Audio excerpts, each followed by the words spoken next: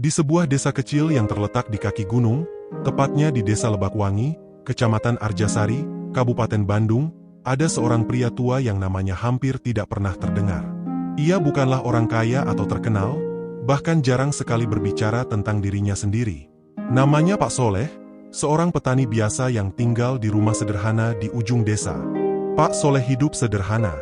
Ia tidak memiliki banyak harta, hanya tanah yang dikelolanya dengan tangan kasar dan penuh kerja keras. Setiap pagi, ia bangun lebih awal dari matahari, mempersiapkan tanahnya, dan menanam berbagai macam tanaman, padi, sayuran, dan buah-buahan. Meski hidupnya penuh dengan kesederhanaan, ia memiliki hati yang luar biasa besar. Kebanyakan orang di desa itu tahu bahwa Pak Soleh selalu membantu siapa saja yang membutuhkan. Ia sering memberikan hasil panennya kepada tetangga yang kesulitan.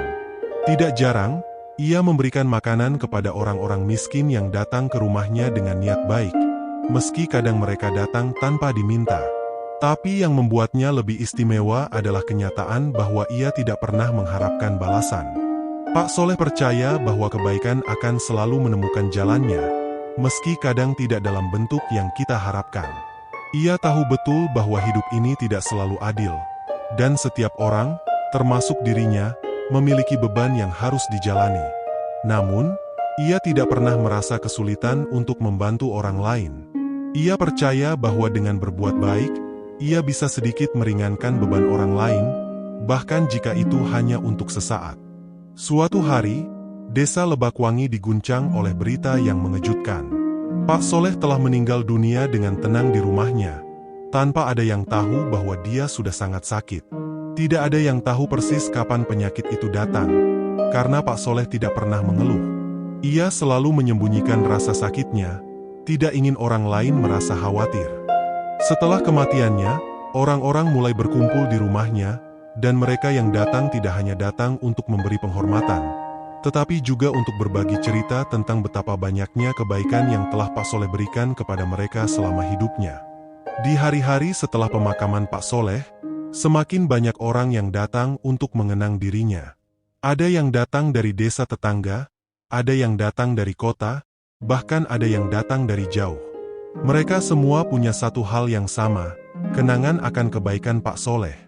Di suatu pagi, ketika langit mulai terang dan kabut tipis menyelimuti desa, seorang pemuda yang dikenal bernama Andi datang ke rumah Pak Soleh.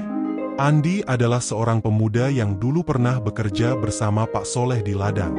Pada saat itu, Andi sedang berada di titik terendah dalam hidupnya.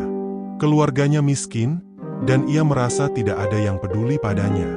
Namun, Pak Soleh berbeda. Dia melihat potensi dalam diri Andi, meskipun Andi sering merasa putus asa.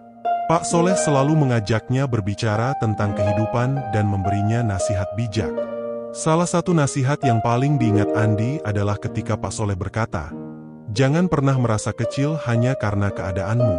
Setiap orang punya jalan hidupnya sendiri, dan itu tidak selalu mudah. Tapi jangan berhenti berbuat baik, meski kadang itu tidak dihargai." Andi ingat betul bagaimana Pak Soleh memberinya pekerjaan di ladang meskipun Andi hanya bisa bekerja setengah hari karena kondisi fisiknya yang lemah. Pak Soleh tidak pernah mengeluh atau mengomel. Ia hanya tersenyum dan berkata, "Bekerja dengan hati, Andi, maka hasilnya akan terasa manis." Kini, Andi berdiri di depan rumah Pak Soleh, mengenang setiap kalimat yang pernah Pak Soleh ucapkan padanya. Ia merasa kehilangan, tetapi juga merasa sangat beruntung bisa mengenal orang seperti Pak Soleh. Di antara keramaian yang ada, Andi memutuskan untuk kembali ke ladang Pak Soleh, tempat yang banyak menyimpan kenangan indah. Di sana, Andi menemukan sesuatu yang tak terduga. Di bawah pohon besar yang selalu digunakan Pak Soleh untuk berteduh, ia menemukan sebuah buku catatan kecil. Buku itu sudah usang, tapi tulisan di dalamnya masih bisa terbaca dengan jelas. Andi membuka halaman pertama dan membaca beberapa baris tulisan yang ditulis oleh Pak Soleh. "Bila aku tiada, biarlah kebaikan ini terus hidup. Bukan untukku, tetapi untuk mereka yang membutuhkan. Aku hanya seorang petani biasa, namun jika sekecil apapun kebaikan yang aku lakukan dapat membantu orang lain, maka hidupku tidak sia-sia." Membaca tulisan itu, Andi merasa tersentuh. Pak Soleh ternyata sudah tahu bahwa kebaikannya mungkin tidak akan pernah dihargai di dunia ini, tetapi ia tetap melakukannya. Tanpa pamrih, tanpa mengharapkan sesuatu kembali. Itu adalah jejak yang ditinggalkan Pak Soleh, jejak yang akan terus hidup dalam hati orang-orang yang pernah ia bantu. Kabar tentang kebaikan Pak Soleh menyebar dengan cepat.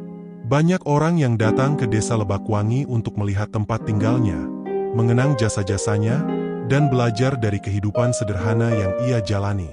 Mereka yang datang, baik yang pernah mengenalnya atau tidak, merasa terinspirasi oleh cerita hidup Pak Soleh.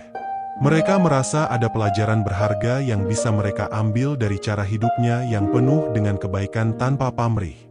Andi, yang merasa sangat berhutang budi kepada Pak Soleh, bertekad untuk meneruskan apa yang telah Pak Soleh lakukan. Ia mulai mengajar anak-anak di desa, memberikan pelajaran dan berbagi tentang pentingnya berbagi dan berbuat baik, meski hidup tidak selalu mudah. Cerita Pak Soleh menjadi legenda yang tak pernah terlupakan. Orang-orang tidak hanya mengenang kebaikannya, tetapi juga berusaha untuk meneladani hidupnya yang penuh pengorbanan. Desa Lebakwangi, yang dulunya hanya dikenal sebagai desa kecil di kaki gunung, kini menjadi tempat yang penuh dengan cerita tentang pengorbanan tanpa pamrih, berkat jejak yang ditinggalkan oleh Pak Soleh. Dan meskipun Pak Soleh telah tiada, jejak kebaikan yang ia tinggalkan akan terus mengalir, seperti sungai yang tak pernah berhenti, mengalirkan kebaikan ke seluruh penjuru dunia.